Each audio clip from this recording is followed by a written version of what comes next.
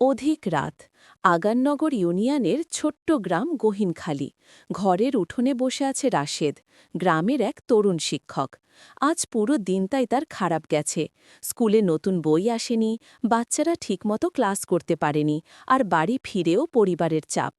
ঠিক তখনই পাশের বাড়ির বুড়ো নিয়ে এসে বলল, মাস্টার সাহেব, একটু সময় আছে? আমার নাতিটা পড়তে চায়, কিন্তু আমার কাছে তো আলো জ্বালানোর টাকাও নেই। রাশেদ থমকে গেল। নিজের সমস্যায় এত ডুবেছিল যে পাশের মানুষের কষ্ট চোখে পড়েনি। সে হাসি মুখে বলল, আলো না থাকলে কি হয়েছে, চাঁদের আলোতে পড়ালেখা করা যায়।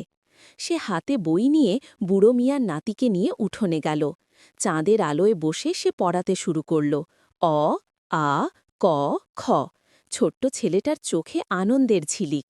কিছুক্ষণ পরে গ্রামের আরও দু-একজন বাচ্চা এসে পাশে বসে। রাশেদের মন বদলে গেল। সে বুঝল, আলো মানে শুধু বিদ্যুতের আলো নয়, আলো মানে মানুষকে শেখানো, বোঝানো, সামনে এগিয়ে নেওয়া। হঠাৎ গ্রামের মেম্বার পাশ দিয়ে যাচ্ছিল। দৃশ্য দেখে সে থেমে দাঁড়াল। তুমি এগুলো করছো কেন রাশেদ? সরকার তো বই পাঠায়, স্কুল তো খোলা থাকে।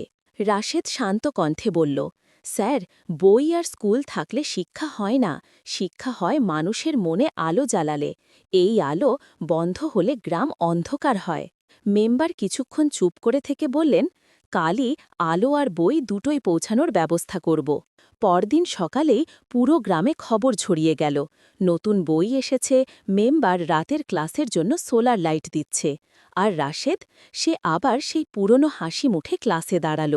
শেষে রাশেদ বলল ছোট্ট ছেলেটিকে, বাবা, মনে রাখবে, বড় হতে অনেক টাকা লাগে না, লাগে সামান্য আলো আর শেখার ইচ্ছে। চাঁদের নিচে বসে থাকা সেই ছেলেটা মাথা নেড়ে বলল, স্যার, আমি একদিন আপনাদের মতো আলোর মানুষ হব। আর গ্রামের অন্ধকার রাত সেই দিনটা থেকেই একটু একটু করে আলো হতে শুরু করল।